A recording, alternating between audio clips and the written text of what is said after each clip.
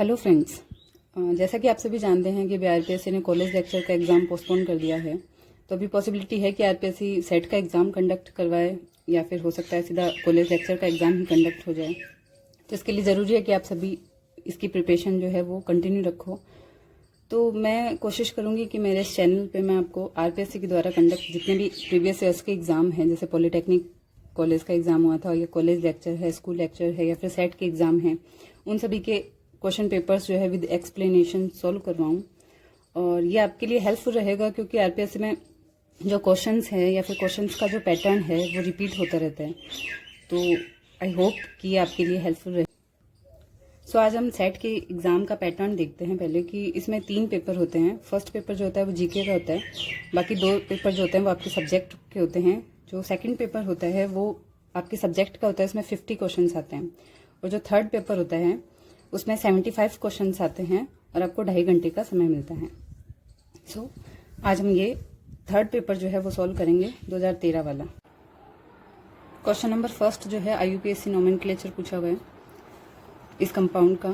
तो इसमें ऑप्शन में आप देखोगे कि सारे आगे वाले तो सेम दिए हुए हैं, तो इसमें हमें आर या इजेड नोमेनक्लेचर बताना है, आर एस नोमेनक्लेचर। तो इस कार्बन से स्टार्ट करेंगे तो higher the atomic number higher the priority. So ये फर्स्ट प्रायोरिटी पे रहेगा। जो डबल बॉन्ड है इसको इस तरीके से कंसिडर करते हैं।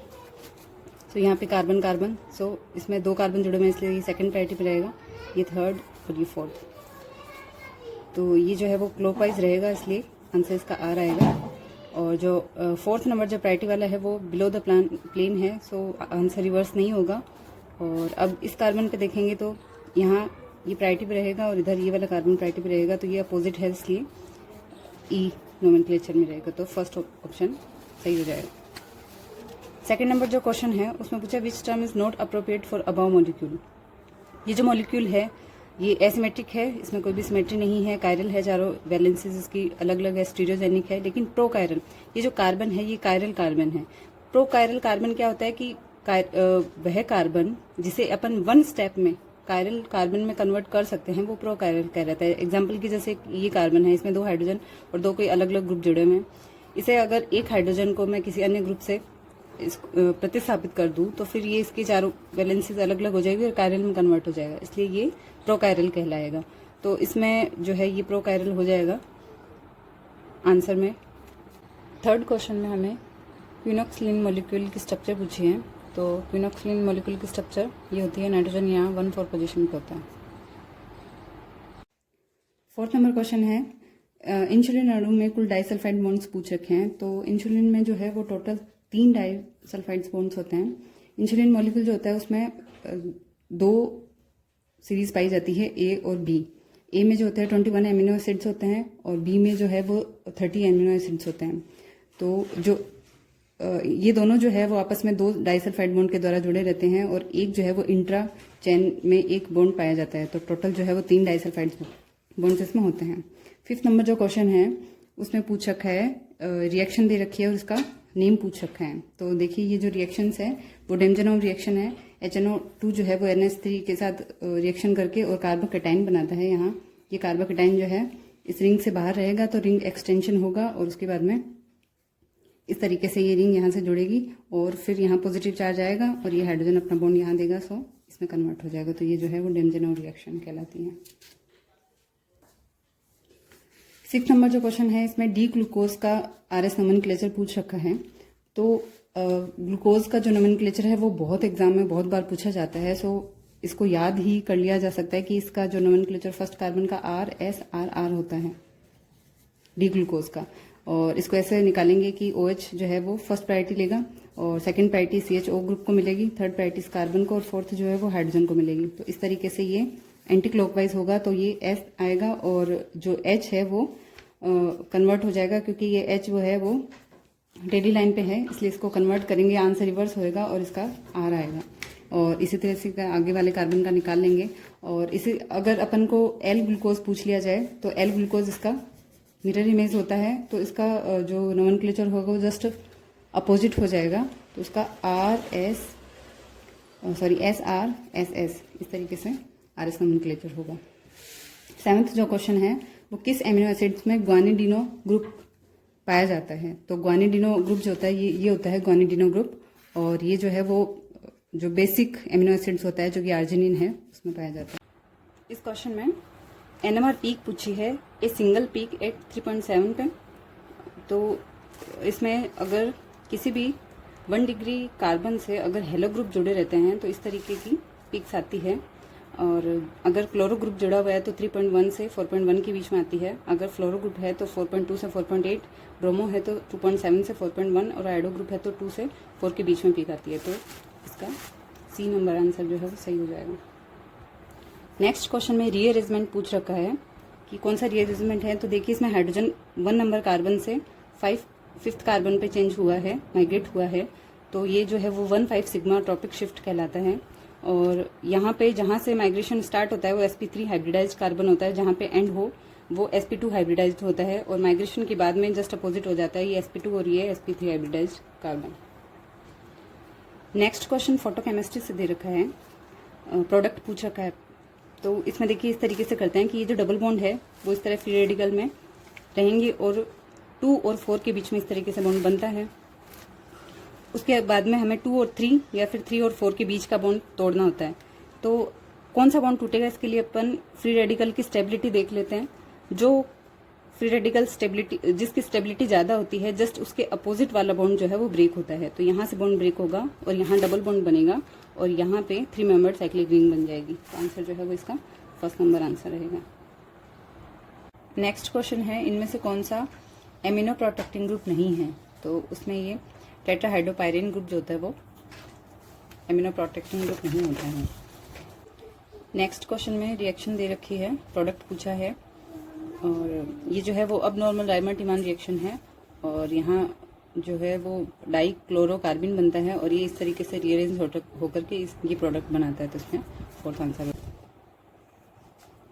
नेक्स्ट क्वेश्चन में रिएक्शन दे रखी है, और इसमें कैटलिस्ट पूछा है। ये एल्काइन से एल्कीन में कन्वर्ट हुआ है, और 6 एडिशन हुआ है हाइड्रोजन का। तो इसके लिए जो लिंडार कैटलिस्ट होता है वो 6 एडिशन करता है। PDH2 एल्काइन को एल्केन में कन्वर्ट करता है, और जो सोडियम और लिक्विड अमोनिया है ये ट्रांस एल्कीन बनाती है। कौन सी दवा एड्स के उपचार के लिए यूज की जाती है। तो ये जिडोबुडीन आंसर हो जाएगा।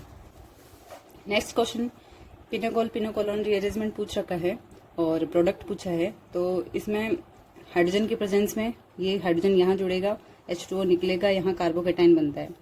अब कार्बोकेटाइन बनने के बाद में यहाँ पे और माइग्रेट होता है कोई एल्काइल ग्रुप, और जो इसके लिए अपन माइग्रेटरी एप्टीट्यूड देखते हैं। तो सबसे पहले एराइल ग्रुप माइग्रेट होता है, उसके बाद में एल्काइल, और एल्काइल में भी 3 डिग्री 2 डिग्री एंड 1 डिग्री का माइग्रेटरी एप्टीट्यूड रहता है। और एराइल ग्रुप में अगर अपन देखते हैं तो अगर कोई डोनेटिंग ग्रुप जुड़ा रहता है तो सबसे पहले वही माइग्रेट होगा, उसके बाद में कोई खाली एराइल ग्रुप, और उसके बाद में कोई विड्रॉइंग ग्रुप। तो इस तरीके से अगर हम मिथाइल और फिनाइल ग्रुप में देखते हैं तो ये पेनिल जो ग्रुप है वो माइग्रेट होगा, और इसका ये फर्स्ट नंबर आंसर रहेगा। नेक्स्ट क्वेश्चन में पूछा है कि कौन सी रिएक्शन में कार्बन कार्बन बॉन्ड फॉर्मेशन नहीं होता है। तो Wittig reaction, Diels Alder, enolate condensation, सभी में कार्बन कार्बन बॉन्ड बनता है, लेकिन बार्टन रिएक्शन में कार्बन कार्बन बॉन्ड नहीं बनता है। इसमें ये एल्काइल नाइट्राइड ग्रुप जो होता है वो नाइट्रोसो अल्कोहल में कन्वर्ट होता है, तो इसलिए इसका आंसर बार्टन रिएक्शन हो जाएगा। नेक्स्ट रिएक्शन में रिएक्शन का नेम पूछा है, कौन सी रिएक्शन है ये। तो इसमें देखिए ये कार्बोनिल ग्रुप से अल्फा बीटा और गामा हाइड्रोजन यहाँ पे माइग्रेट हुआ है और बीटा बॉन्ड का क्लीवेज हुआ है, तो ये नरिस टाइप सेकंड रिएक्शन है। नेक्स्ट रिएक्शन में नेम रिएक्शन पूछ रखी है, और ये जो रिएक्शन दे रखी है ये इन रिएक्शन कहलाती है। यहाँ ये जो डबल बॉन्ड है वो यहाँ माइग्रेट होगा, ये यहाँ पे, और यहाँ पे जो हाइड्रोजन है वो यहाँ पे माइग्रेट हो जाएगा। इस तरीके से एक 6 मेंबर्ड रिंग बनती है, और उसके बाद में ये इस तरीके से प्रोडक्ट में कन्वर्ट हो जाता है, तो ये इन रिएक्शन कहलाता है। नेक्स्ट रिएक्शन में पेरिसाइकिल रिएक्शन पूछी है, प्रोडक्ट बना हुआ है। तो इसमें देखिए कि यहाँ जो ये बॉन्ड रिंग जो है वो आपस में अटैच है, तो यहाँ से डबल बॉन्ड की पोजीशन चेंज हो रखी है। इसका मतलब सभी के सभी बॉन्ड है वो एडिशन में इन्वॉल्व हुए हैं। सो यहाँ 6 + 6 और ये 2, तो 14, और ये 2, तो 14 + 2 एडिशन है। और यहाँ देखिए ये जो प्रोडक्ट बना है इसमें ये एंट्रा हाइड्रोजन बॉन्ड दिखा रखे हैं, और यहाँ पे ये सुप्रा है, तो ये antara by supra 14+2 cyclo addition इसका आंसर रहेगा। नेक्स्ट क्वेश्चन में एप्रोप्रिएट सिंथेसिस पूछा है इस डिस्कनेक्टिंग प्रोडक्ट के लिए, तो इसके लिए लिथियम जिस कार्बन से जुड़ा हुआ रहेगा वो वाला आंसर इसमें करेक्ट रहेगा। नेक्स्ट क्वेश्चन में क्लोरीनेटेड बेंजीन दे रखे हैं और पूछा है कि किसमें 2 पीक्स मिलेगी। तो इन सभी में देखिए कि आप इसमें सिंगल पीक आएगी, इसमें भी सिंगल पीक आएगी, यहाँ भी सिंगल पीक रहेगी, लेकिन यहाँ पर ऑर्थो और ये इस क्लोरीन से ऑर्थो और मेटा ये अलग अलग हाइड्रोजन की पीक आएगी, इसलिए ये आंसर आएगा।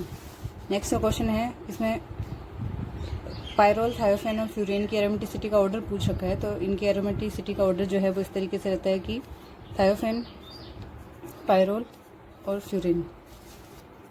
सो ये आंसर रहेगा। और इनकी जो रिएक्टिविटी का ऑर्डर जो है वो है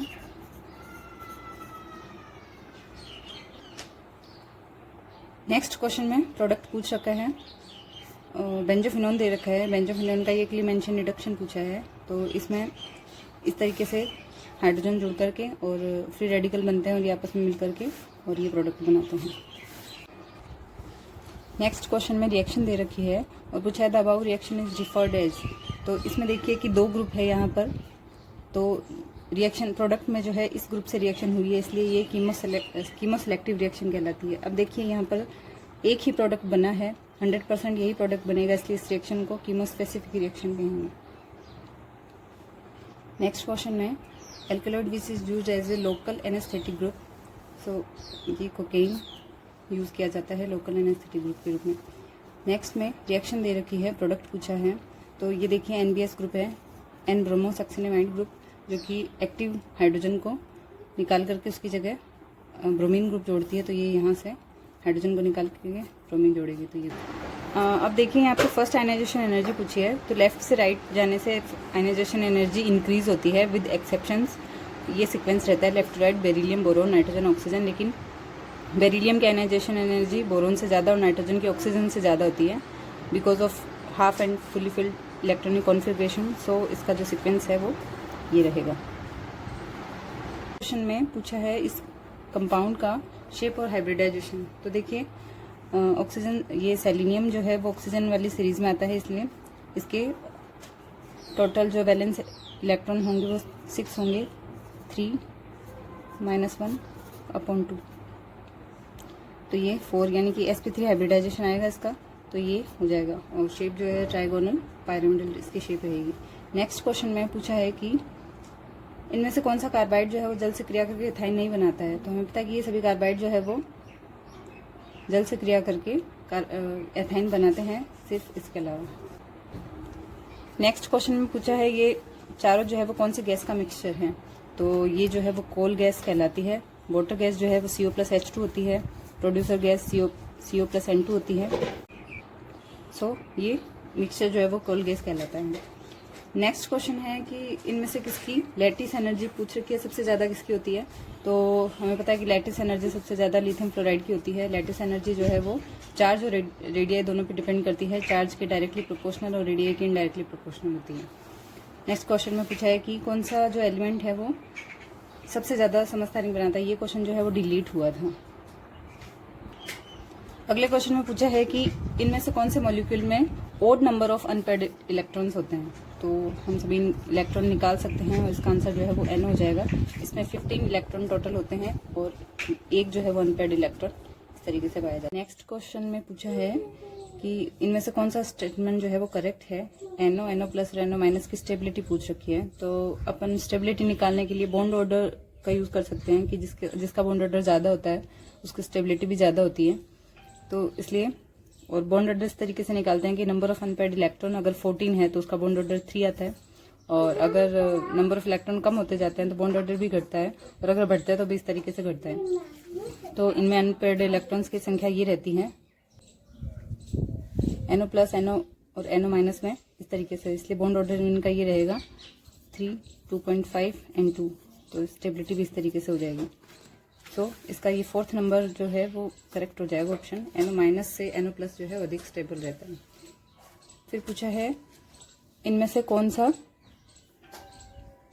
सॉफ्ट बेस हैं, तो soft base Cn minus soft base होता है। पूछा है कि लिक्विड N2O फॉर्म में इनमें से कौन सा जो है वो एक एसिड की तरह बिहेव करता है। तो देखिए लिक्विड N2O4 जो है वो इस तरीके से रहता है, NO प्लस और NO माइनस के फॉर्म में रहता है। तो जो प्लस वाला है वो एसिडिक फॉर्म में और ये बेस बनाता है।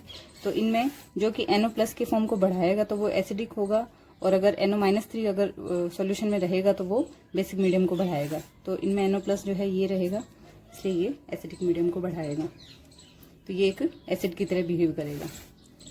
नेक्स्ट क्वेश्चन में पूछा है कि pair of molecule with same shape पूछी है, तो अपन इनका हाइब्रिडाइजेशन से निकाल सकते हैं। तो देखिए यहाँ पर CF4 की रेगुलर टेट्राहेड्रल स्ट्रक्चर रहेगी और इसी तरह से XaO4 की भी रेगुलर टेट्राहेड्रल स्ट्रक्चर रहेगी। तो ऑप्शन नंबर 3 करेक्ट रहेगा। नेक्स्ट क्वेश्चन में पूछा है कि कैल्शियम की H2O से रिएक्शन करने से जल में किस तरीके का चेंज आता है। तो देखिए वाटर मॉलिक्यूल जो है वो कैल्शियम से क्रिया करके कैल्शियम हाइड्रोक्साइड बनाता है। तो यहाँ पे ये H2O से OH माइनस फॉर्म में रिड्यूस हुआ है, इसलिए खुद का रिडक्शन, दूसरों का ऑक्सीडेशन, तो वो ऑक्सीडेंट कहलाता है। क्वेश्चन में पूछा है कि इनमें से कौन सा मोस्ट सॉल्युबल है वाटर में। तो अभी हमने देखा था कि LiF की तो लैटिस एनर्जी सबसे ज्यादा होती है, इसलिए ये सबसे लिस्ट सॉल्युबल रहता है वाटर में। और LiBr जो होता है वो सबसे ज्यादा सॉल्युबल होता है। इनका सॉल्युबिलिटी ऑर्डर इस तरीके से रहता है, LiBr, फिर LiI, LiCl और LiF। क्वेश्चन में पूछा है कि HNO3 जो है वो कौन से सॉल्वेंट के साथ में बेस की तरह रिएक्ट करेगा। तो HNO3 जो है वो अपने से अधिक एसिड वाले सॉल्वेंट के साथ में बेस की तरह रिएक्ट करेगा। तो इनकी एसिडिटी का ये क्वेश्चन बहुत बार पूछ लिया जाता है एग्जाम में। HCl, H2SO4, HNO3 का सीक्वेंस ये रहता है। तो HNO3 जो H2SO4 के साथ में बेस की तरह रिएक्ट करता है। नेक्स्ट क्वेश्चन में सिनेबार पूछा है किसका अयस्क होता है। तो ये मरकरी का अयस्क होता है। नेक्स्ट क्वेश्चन में टाइप ऑफ सिलिकेट्स पूछ रखा है, टाल्क। तो टाल्क जो है कौन से सिलिकेट्स का एग्जाम्पल है। तो ये सीड सिलिकेट का एग्जाम्पल होता है। सीड सिलिकेट का जो फॉर्मूला होता है वो SiO3 2- की होल पावर n होता है। नेक्स्ट में कौन डाइनाइट्रोजन से अभिक्रिया करके नाइट्राइड बनाता है। तो लिथियम जो है वो लिथियम नाइट्राइड के रूप में रहता है नाइट्रोजन से क्रिया करके। नेक्स्ट क्वेश्चन में पूछा है कि कार्बन सब ऑक्साइड C3O2 में कौन कौन से ऑक्सीडेशन स्टेट में रहता है कार्बन। तो C3O2 की स्ट्रक्चर कुछ इस तरीके से होती है, कार्बन डबल बॉन्ड कार्बन और दोनों साइड वाले कार्बनों के साथ में ऑक्सीजन इस तरीके से जुड़ा रहता है। तो ये दोनों कार्बन है वो +2 ऑक्सीडेशन स्टेट में, और वो बीच वाला कार्बन जो है वो 0 ऑक्सीडेशन स्टेट में रहता है। तो ये इसका करेक्ट है। नेक्स्ट क्वेश्चन में पूछा है कि कौन से मेटल के कॉम्प्लेक्सेस जो है वो इंसुलिन की तरह एक्टिविटी रखते हैं। तो वेनेडियम के कॉम्प्लेक्सेस जो है वो इंसुलिन की तरह एक्टिविटी शो करते हैं। नेक्स्ट क्वेश्चन में क्लोजोबोरेन पूछा है। तो क्लोजोबोरेन आपको पता है क्लोजो, नीडो, आर्किनो इस तरीके से रहता है, -2, -4, -6। तो इसमें तो निकालने की जरूरत नहीं है, इसमें सीधा सीधा ऑप्शन दे रखा है -2 का। तो ये आंसर हो जाएगा। बाकी बोरोन और हाइड्रोजन को इक्वल करते हैं, यहाँ 11 है तो यहाँ वापस 11 करते हैं, तो यहाँ 13 है तो 2 ऊपर जाएगा और यहाँ -4 हो जाएगा। इस तरीके से निकालते हैं। नेक्स्ट क्वेश्चन में IR फ्रिक्वेंसी पूछ रखी है CO की। तो CO की फ्रिक्वेंसी पता है कि 1800 से 1900 के बीच आती है। नेक्स्ट क्वेश्चन में पूछा है विल्किंसन कैटलिस्ट के बारे में कि हाइड्रोजनीकरण के लिए और कौन सा कंपाउंड जो है वो सही रहता है। तो विल्किंसन कैटलिस्ट खुद एक बड़ा कॉम्प्लेक्स होता है, इसलिए वो लेस सब्स्टिट्यूटेड डबल बॉन्ड को हाइड्रोजनेटेड करता है, इसलिए इसका ऑप्शन जो है वो ए करेक्ट रहेगा। नेक्स्ट क्वेश्चन में पूछा है कि the possible products of metathesis between 2 molecules of propene. तो मेटाथेसिस रिएक्शन को डिसप्रोपोर्शनेशन रिएक्शन भी कहते हैं। तो इसमें ये सभी प्रोडक्ट बनते हैं, तो इसका आंसर नंबर 4 करेक्ट हो जाएगा।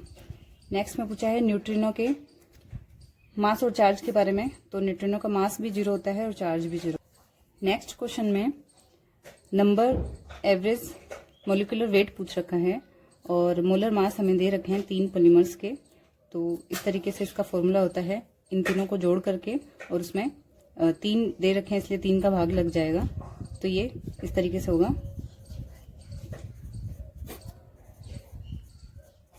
इसमें फिर 3 का भाग लगेगा, तो इसका आंसर ये आ जाएगा। नेक्स्ट क्वेश्चन में सिमेट्री एलिमेंट पूछा है सिस कॉम्प्लेक्स में।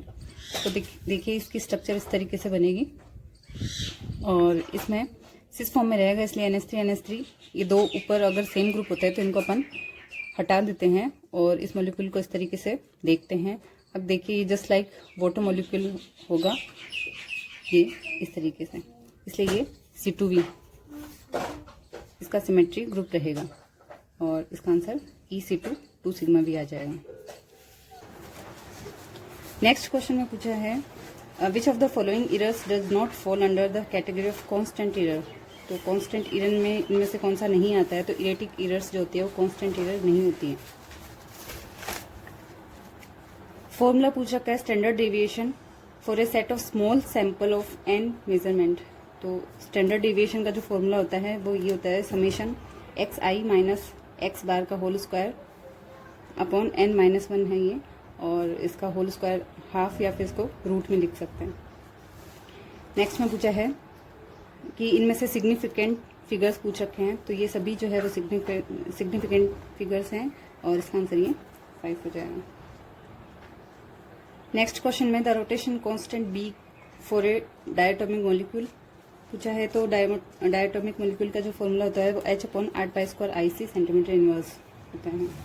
नेक्स्ट क्वेश्चन में नाइट्रोजन की न्यूक्लियर स्पिन अपन को दे रखी है और लाइंस पूछे हैं NMR में, तो इस फॉर्मूले से अपन निकालते हैं 2n+i और नंबर ऑफ n जो है वो नंबर ऑफ एटम है, सो 1 इंटू आई की वैल्यू 1 दे रखी है +1, तो ये आ जाएगा 3। सो इसका आंसर ये। नेक्स्ट क्वेश्चन में एनर्जी पूछी है हाइड्रोजन एटम के लिए वेरिएशन मेथड से। तो एनर्जी होती है -2π² Me4/h²। टोटल एंगुलर मोमेंटम पूछ रखा है J, तो जो J होता है वो कभी भी नेगेटिव नहीं आता। नेक्स्ट क्वेश्चन में देखिए टर्म सिंबल पूछ रखा है, L की वैल्यू 1 दे रखी है, S की वैल्यू भी 1 है, तो टर्म सिंबल के लिए 2s+1 L और J इस तरीके से निकालते हैं। तो 2s+1 जो है इसे निकालेंगे तो 3 आएगा, L का मान 1 है इसलिए ये P हो जाएगा, और J जो है वो L प्लस S से लेकर के L-S तक निकालते हैं। टोटल पॉसिबल वैल्यू जो निकालेंगे तो 2s+1 से निकालेंगे तो 3 वैल्यू आएगी इसकी, और टोटल जो वैल्यूज आएगी 2, 1 एंड 0 रहेगी, और फिर 2s+1 का मान जो है 3 आता है, इसलिए J की टोटल वैल्यू 3 आ जाएगी। फिर अपन देखेंगे कि जो ऑर्बिटल है वो हाफ फिल्ड है या हाफ फिल्ड से कम है या ज़्यादा है। तो S = 1 दे रखा है, इसका मतलब P में सिर्फ 2 इलेक्ट्रॉन या हाफ फिल्ड से कम है, इसलिए इसकी हाईएस्ट वैल्यू लेंगे तो यहाँ पे 2 आ जाएगा। तो इस तरीके से ये टर्म सिंबल इसका ये आएगा। नेक्स्ट क्वेश्चन में भी टर्म सिंबल पूछा है हीलियम के लिए, तो जो भी फुल्ली फिल्ड एटम्स होते हैं तो उनके लिए 1s0 आता है टर्म सिंबल। नेक्स्ट क्वेश्चन में देखिए इसमें गिवन है S स्टेट्स और पूछा है कि मोस्ट स्टेबल स्टेट कौन सी होती है। तो अपन ऐसे निकालते हैं कि 2s+1 सबसे पहले जिसकी ये हाईएस्ट होती है वो सबसे ज़्यादा स्टेबल होता है, उसके बाद में L और फिर J इस तरीके से। तो L जिसका हाईएस्ट होता है वो स्टेबल होती है, तो इसका answer with higher L state हो जाएगा। नेक्स्ट क्वेश्चन में हक्कल अप्रोक्सीमेशन में ग्राउंड स्टेट एनर्जी पूछी है एथाइलिन के लिए, तो ये 2α + 2β होती है। नेक्स्ट क्वेश्चन में फर्मी डिराक स्टैटिक्स पूछा है कि ये किसके ऊपर एप्लीकेबल होता है। तो फर्मी डिराक जो होता है फर्मियंस पे एप्लीकेबल होता है। फर्मियंस इलेक्ट्रॉन, प्रोटॉन, न्यूट्रॉन्स जो है वो फर्मियंस के एग्जाम्पल हैं, जबकि फोटॉन्स है या हीलियम एटम जो होता है वो बोसॉन्स का एग्जाम्पल होता है। नेक्स्ट क्वेश्चन में डिबाई थ्योरी के अकॉर्डिंग हीट कैपेसिटी और टेम्परेचर में रिलेशन पूछ रखा है।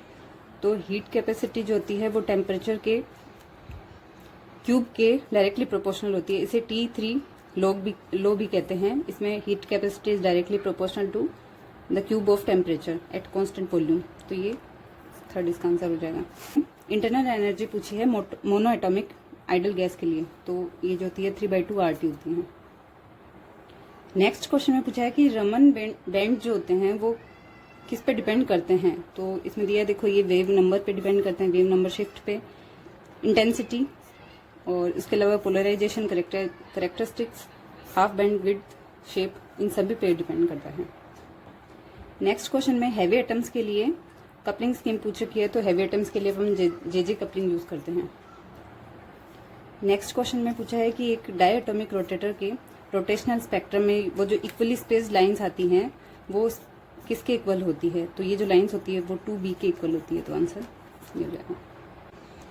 नेक्स्ट क्वेश्चन में ट्राइक्लिनिक क्रिस्टल सिस्टम के लिए जो एंगल्स होते हैं उनमें रिलेशन पूछ रखा है, तो ये अपन याद करते हैं इसमें CTO RHMT, जिसमें ये T जो होता है वो ट्राइक्लिनिक होता है, जिसमें सभी एंगल एक दूसरे के इक्वल नहीं होते हैं, तो इसका ये आंसर हो जाएगा। नेक्स्ट में हार्मोनिक ऑसिलेटर के लिए फोर्स कांस्टेंट की वैल्यू पूछी है, तो इसका फॉर्मूला ये होता है K = 4π² ω² m1 m2 upon m1 + m2।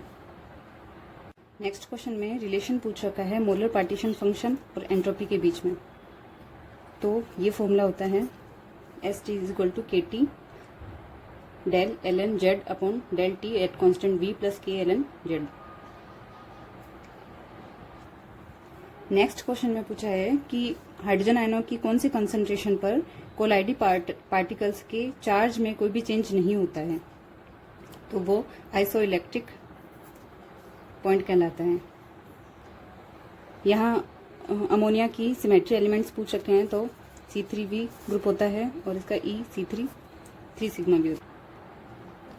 Next question में इक्विपार्टीशन लॉ के अकॉर्डिंग मीथेन की मीन एनर्जी पूछ रखी है, तो ये पर मोल के लिए 12 RT होता है।